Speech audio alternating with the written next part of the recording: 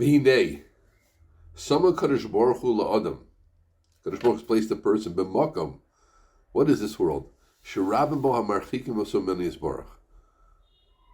There are many things which keep a person away from the Rabbanu Shalom. Just open your eyes. V'heim heim, but he defines for us. Hatavos hachamrios, the physical desires. Asher imimoshech achareim. If a person goes after them, l'mshoch, mishicha. What it does is it takes a person away from true goodness, not towards religion. Sometimes we should get rid of the word religion. It's goodness. It takes away from goodness. It feels like it's good. What it's really doing, what those taivas are really doing, friends, are taking us away from the tov amiti. We'll go back to that. V'nimtza shumusa be'emes. So where are we? B'toch ha'milchama chazaka, strong war. Wow. We know how we try to avoid wars, peace at all costs, peace in our times. But as long as we're in this world, friends, we're in the Milchama Chazaka. Kikol Yadi Olam, all things of the world. Bein Latov, Bein Lamut, this is such an important kata, such an important paragraph. Whether it's good or whether it's better, meaning good or bad, that's a nice language. Hinei, bein, much used in Israeli expressions. Bein Latov, Bein Lamutav. Anybody who speaks Hebrew or even Yeshivish will hear that term a lot. Bein Latov, Bein Lamutav, Hinei, who's Nisyonis Ladam. They're challenges, tests. We're in a world of tests. You can't avoid it. Poverty, challenge. Wealth, a challenge. Shlomo, Pen Espa, as so many things, it's encapsulated in Mishlei. Pen Espa, but perhaps I'll be satisfied. Then Espa v'kichashti, and I will deny. V'amarti mi Hashem. The Gvir, the Ashir, has to remind himself who the Ron Shalom is. Upeni varesh, but perhaps I'll become poor. The Ganafti, and I'll steal. That's a pretty big design. To steal. Don't make fun of that. Yaakov Kamenetsky used to tell people, make sure you have parnasa, so you don't steal. It's something which could happen. Today, when you're sitting in your bank account, you can't imagine yourself stealing. You have some money, and suddenly your family's hungry, your kid needs therapy. Take a few dollars here, a few dollars there. What does the Gvir you need it for? What does the city council need it for? I'll steal. But tafasti shemelokai. Hashalva mitzad echad. Shalva means like peacefulness and comfort. But Yisur mitzad echad. Those are just examples of that. Everything is going in the milchama. It's always a challenge. Until the milchama, the battle's in front and back. There's a battle going on. Okay, there's so much to unpack here that we have to talk about it. I want to share a few points in this paragraph. It's a very central paragraph. Let's talk about this idea generally. Hataivas hachomrios. The taivas are things which take us away from the tov amiti. So, what does that mean? And let's give some examples. Everybody understands what it's something like, and we've all unfortunately heard the stories of rabbis and others who got involved in certain situations and ruined everything, their lives, their marriages, their careers, their reputation, right? That's a very, very stark example. I don't want to go into it, but unfortunately we know, and as we speak, there are probably other ones that, God forbid, developing. It's hard to imagine a world without these things. You know, this one with this one with that, her with this one with that, etc. So it was a taiva chomris. And because that, you got rid of everything. You didn't see in front of you, what was in front of you. My Rebbe, Rav Leichter, said one time that I think he quoted me Rav Desser, I remember that the taiva say nashim is so strong that it can tell you the 10 children you have and everything you have and just throw it out. Boom. Away from yourself. Okay, let's not go into that low-level taiva. And then, of course, we know there are other examples of the taivas chomris, which not just those bold, stark examples that we've seen and heard about, but in other ways all the time. But I want to talk about something like taivas achila, which is seemingly a less pervasive and terrible taiva. But let's think about it for a second. And it's important always to take ideas in their big way and their small way, because when they're very big, or very, very scary, or very terrible, that it's not nogea to me because I'm not a terrible person and I don't have that type, and I can imagine myself doing that, and I don't live in this area, I do that. So it's not nogea to me. Now the Torah isn't nogea to you, the Torah isn't relating to you. But our job is always to see how the Torah is relating to us, not to make up that it's relating to us, to see and touch, tamuru, see how it touches us. And we'll see right now. So I'll give you a simple example. Again, what was the line of Rabbeinu? That the Tavas HaChomers take us away from the Tov Amiti. Okay? So Tov Amiti means things like mitzvahs, like chesed, like opening up a Gemara, like learning Daf Yomi, for those who should. So let's say a very, very theoretical situation, which no one could imagine happened to them. And I'm, of course, being about something I struggle with myself, so no one should think I'm speaking from a high podium down. I'm speaking straight, more than I'd like to. A person overeats on Shabbos, and then doesn't have koch to learn on Motzi Shabbos, or spend time with his family. The person had in mind, I'm going to spend time with my teenage son, take him out, he needs a little chizuk, needs a little time with dad. Okay, you know what, I'm just so full I can't. Or that's a very high level of being not feeling well. But a person very often overeats, and I can't learn Motzi Shabbos. You can't learn, your Gemara is calling you, the Tov Amiti, the beauty of Abaye and Rava, the great Koli is calling you. Yeah, but I'm just so full. Maybe I'll read a Gadol story or something like that, But compared to reading a Gemara, which you were supposed to do, or getting to your shir, so there it is, right there. The overeating on Shabbos, right? The overeating on Shabbos directly led to you not being able to learn on Motzi Shabbos, or maybe even worse, feeling sick on Sunday morning. A small example: generally being overweight, right? Which not always is the people's fault, but a lot of being overweight, of course, relates to Taivas Achila. I don't think we need to write a doctorate about that to understand that. So there were so many issues of being overweight. Health issues, time issues, sometimes perception issues, right? You cannot get a job sometimes because you're overweight. And that job was leading you to Parnasa, which was leading you to being able to be able to learn and finance your family, and etc. like that. I'm not saying that no one should misunderstand me. I'm not saying that I think it's probably even illegal for my understanding of these laws. It's probably even illegal, right? But I'm not talking about what's legal and not legal. Certainly, and I'm not against legality. God forbid. I'm just talking about what could happen, right? A potential person comes in, and there you are, and he's overweight. She's overweight. He says, that's not good for the image of the company. Just that could theoretically happen. Not that should happen. Not that I've ever done that, Khalila. Just that. That something could happen. So there you have another example that Taivas HaChomrius kept you away. And then let's go another step, just the etzem asik with that. People call themselves, I don't know how, no offense to anybody, I don't know how Orthodox Jew call himself a foodie, this term. I like to eat, but a foodie, giving yourself that name, a foodie? Really? Why do you call yourself, call yourself a Taivas Achila dicker? No, you don't want to give yourself that name. I'm like a gaiva dicker, Person eats. You have to eat. You have good food, better food on Yom Tov, good food on Shabbos.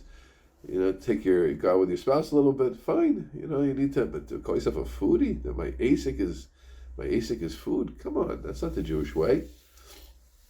Then we understand this. So I'm just giving you an example. And now here's the point. When we dig into the physical world, we're further away from the spiritual world. Kol echad kedisa. Each person. Everything has to take it. I'm not saying we should be monkish or live an ascetic life, etc., nor do I. But we have to understand, where is it, it's something we have to get our head around, especially with food, because there's so much of the Jewish life goes around food. I saw, I'm filming this at the end of Tishrei. Someone said you could just leave the light off in your fridge the whole month, especially for those in Chutz La'aretz. 2 days Rosh Hashanah, 2 days Sukkot, 2 days Simchas Torah, Shabbos, all those jokes. But you're eating so much. Because what happens, I just came to my mind now, so I have to say it. It's so terrible, not a taiva have, Baruch Hashem. But people drinking Kiddush cups. If you're listening, if you get schlossed at a Kiddush club, yeah, you have a l'chaim to get a little more koch for Musaf, maybe. But you come home inebriated? What does that do to your shalom bayis? What does it do when do you build a family? When does a businessman build a family? On Shabbos Kodesh. and now you're not coming to the meal, or you're being sharp with your wife because you drank too much? Really? And this is something we're contending with? What I read in the articles, it's around, very, very much around the Jews. I think less than Eretz Yisrael, Baruch Hashem. Please don't bring that to Israel. Is that what we're doing? What choser is in us? And if anyone there is feeling that, so why are you being so drawn to liquor? Why do you need that release so much? You have to, maybe you need therapy. Therapy, God bless them. Good, go to therapy, or think about yourself. Why do you need so much to get drunk weekly? And what's it doing to your family? What's it doing to your learning schedule? What the embarrassment of your children when you act silly? Come on. But that's taiva chomri in a very, very large way. That wasn't in my notes. It just came to me, and I think it's something that needed to be said. And there are people who can help you. If you're addicted, make sure to get help. There's help available, but it's a slippery slope. You're not addicted, but you're drinking too much. Evaluate: am I drinking too much? Think about it. Ask someone else. Don't. God forbid. I read an article recently about a woman. She was scared to drive with her husband. I mean, what does that do for Shalom Bayis? What does that do? What does that do for your wife's respect for you? That she's scared to drive with you? Look, every wife complains about her husband's driving, but we're talking about real things. She's because you drank. She sees your judgments off, and then God forbid it gets worse than that. Rachmana litzlan. This is where we're headed. Time is covered, right? I need honor, prestige.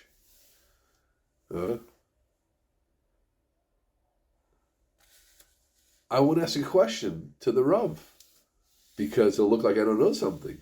I want to ask a question on the Gemara, the Rashi. Maybe I don't know the word of the Rashi, but that's the Tov Amiti. That Rashi is your Tov Amiti. That Ramban, that Mesilas Yesharim, that Shari Tshuva, that Chavos Levavos, that Shemi Shmuel, that Sfas Emes, that Reb Tzadok. That's your Tov Amiti. Those words might light you up in your family. That might be exactly what you need to hear right then in those words. But you're not going to ask, because it's not, you don't want to look, what is that? I don't want to look like I don't know something. We know Eina Baishan Lama, the Mishnah Novice told us, but that's the taiva for people having a certain perception for me, keeping me away from the Tov Amiti. There's so many examples. Sometimes the opposite. I'll give you a lighter example. We give a lot of strong examples. We're going to take a deep breath together. Right? I moved recently. Now, right exactly next to where I have a car spot in my new place. As in Yerushalayim, you downsize and you spend more money. Baruch Hashem sent us to a beautiful place. You can see the sliding door in the back, and we're very happy here. Siyad Shmaya, Kain Yirbu, and the way it is that the car is parked right next to where, right next to a faucet outside. Okay, we have a little yard and a faucet there. And I said to myself, you know what? I can wash my car easily. Now, usually when I see someone washing their car in front of their house, I'm like, oh, that's someone who's like not so into ruchnius. Like, how does he have time to wash his car? Now, I do have a title, so like maybe it's unbecoming of me to wash my car. Then I said to myself, the Yer Shemaim is the opposite, because when my car is messy, it's not nice. Now to go to a car wash every week is a lot of time, a lot of money. It's not so practical just for our lifestyle, etc. My busy wife. So, but here on Friday, why not just spritz the car a little bit to get rid of some of the ichor dust and who knows what from it? Now, what? Maybe someone's going to see me and say it's unbecoming? That's my gaiva. That's my time is covered, I thought. Because I think it's worse that I drive in such a messy car. My wife drives in such a messy car, right? And there are many, many things like that are more subtle. The taiva, because the tov amiti, what's the tov amiti? The tov amiti is always to make the right decision. What's the Ratzon Hashem? We have a very simple equation in life for tov amiti, friends. That's Ratzon Hashem, right? Anybody who's just... anybody who's zocha to read from the great tzaddik of our times, I always quote Tzvi Meyer over. He always says, he writes like this, I think the Ratzon Hashem is for me to say this story. Ratzoni Yisbarach is for me not to say this story. Ratzon Hashem is to me to leave out some of the details of the story. Ratzon Hashem is for me to tell the details of the story. His whole mind is focused on the Kodesh Baruch Hu. That's the Tov Amiti, right? So when it comes to a cheshbon, and we try to make the right calculation, what we should do, that's the Tov Amiti. So that's time is covered. You go to shul, you're unhappy about the aliyah you did or didn't get. Why'd they give me this aliyah? Why'd they give me that? That's Taivas Kavod, as opposed to being happy in shul and you're getting to Musaf. Musaf is one of the highest times of the week. No, but they didn't give me an aliyah in shul. That's Taivas Kavod. Now the Tov Amiti is the davening, but I'm not touching the Tov Amiti of davening. I'm not getting into it because I'm mitzubrach. I'm depressed, down, disgruntled about the aliyah that I did get or didn't get. Taivas Mammon. That doesn't take anybody away. Oh, boy, does that take people away, right? One can learn a lot less. You could have gotten by with this many hours of work. Or, what get by doesn't mean living on nothing, and it doesn't mean not having a vacation. But a person, theoretically, should sit down and say, what are the needs of my family? What do we need to live a nice style that we want to? Now you have that much money. Now, once you're working past that, that's time you could be learning, right? Now, it depends where it's coming from. If you're supporting 5 yeshivas and sons-in-law and things like that, and sons, okay, maybe asking God all of that question. A great Rav, or think about it. But very often, if a person's honest with himself, it's Taivas Mammon. I love the feeling of having more and more money. I love the power it gives me. I love the prestige it gives me. That's Taivas Mammon. Now, what's it keeping you away from? It's keeping you away from learning. It's keeping you away from davening, right? What about the gaiva that's inherent sometimes in that? Tovas Hashem kol kavah alev. Kadosh Baruch Hu hates the person who has gaiva. So if the money is turning into bal gaiva or his nasus, you've heard so many drushes about Abbas Yisrael, so you feel better than people. It's a bad thing. It's a dangerous thing. You should know in leadership. It's a negative side of leadership. You feel separate.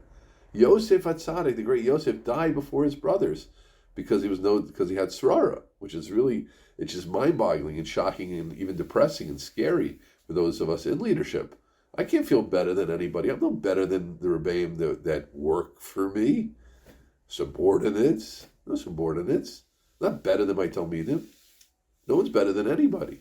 We're all just trying to do our job best way we can. When you feel you have to lead, you have to do things, but the feeling that this nasis is a dangerous thing. That's a Gemara Psachim. The Maral describes like the klal is like the water flowing in the middle of the stream, and when you separate from that klal, you're on the side of the river. There's all types of things that can whirlpools and sticks and mud and gook. That's the difference. The klal is very strong. Don't separate from the klal. Never, so to speak, you have to take on a position of leadership. Take it on. You have to lead with a strong way. Sometimes lead with a strong way. You have to be down, but in your mind, I'm just a member of Klal Yisrael. My great Rebbe Rav Leichter says that when it comes Yom Noraim, he wants to take off his frock, his long rabbinical coat, and just sit in the back with the Kova Tembel and say, I'm with them. I'm just one of them. Like I don't want to be separate. I don't want to be in the front of Rosh Hashanah Yom Kippur to be a member of Klal Yisrael. But that's what Taivas Kavod can do. You can take the, etc. Okay, in Taivas Mammon. We spoke about Taivas Mammon. So it's really incredible and it's really far-reaching, friends, how much we see this idea. And I end this session with a practical point. Take a second for yourself, take a minute before the next session, and say to yourself, and we all have the answer, and believe me, I'm speaking to myself here, and things I think about, that we all have to see how the Taivas HaChumrius take us away from the Tov Amiti, and we have to have a clear picture in our minds, what's the Tov Amiti in all aspects of my life, in my personal life, in my work life, in my learning life, in my mitzvah life, in my married life, my father life, my mother life, my child life, my grandfather life, my grandmother life, my grandchild life, my gender, right? Talmid and Rabbeim. What is the Tov Amiti in all these things? And how are Taivas Chumrius taking me away? Now you have to take it in a normal way. We can't live like monastic lives, aesthetic, but someone who lives with a concept like that enough can get to tremendous madrigas of focus. We'll end with one more example, just to bring it again down to real life. You go to a wedding. That's such a good example. There's so many beautiful things happening at a wedding. There's so many great people at weddings. Talk about Yerushalayim weddings. I'm often astounded by the quality of the people that I run into at weddings. Mechanchim and serious balabatim and gavaldig. But now what? But you like to eat, which I also do. All I see is the food. All I see is the smorgasbord. I don't see that person who needs a chizuk. I don't see the shalom aleichem. I don't see the hello. I don't see the simchas chasam v'kala. I just see the schnitzel. I see the asado. I see the meat board. That's all you see. But there you go. There was Tov Amiti there. There's Simchas Chasav V'Kala. There's Achdus. There's Chevra. There's friendship. There's Avos Arayim. There's a lot of good things. Oh, you can eat. You know what I'm saying? My wife comes out of wedding, she doesn't eat. It's a set thing. I told her recently, I'm busier at weddings than you are. She said, why? I said, because I have to eat also. You don't eat. You just see all the people want to talk to you. I see the people a little bit else see they have to eat. Okay, right? So you eat, okay, but where's the Tova meeting? No, there's no goodness at a wedding, is there? It's just an opportunity to fresh. No, there's Tova miti. There's true goodness at a wedding. There's nitzchis at a wedding. There's so many nice things, opportunity to chop things, to understand things, not Kabbalistic things. There's a lot of Kabbalistic things going on at a wedding. The Shechina, the Kujabricha, we're not even getting into that. It's out of our pay grade. But things we all know and love, friendship, love, caring, chizuk. You have some friend who needs chizuk at a wedding, give him a shalom aleichem for a second. See how he's doing. Inquire into about him in a true way, about her in a true way. How are you? What's going on? I heard you had this difficulty. Is everything okay? So that's Tova Miti, that's Chesed. Okay? So hopefully we described a little bit what this is. Bezrat Hashem, we'll live with these ideas and think about them. Hatzlacha Rabbah.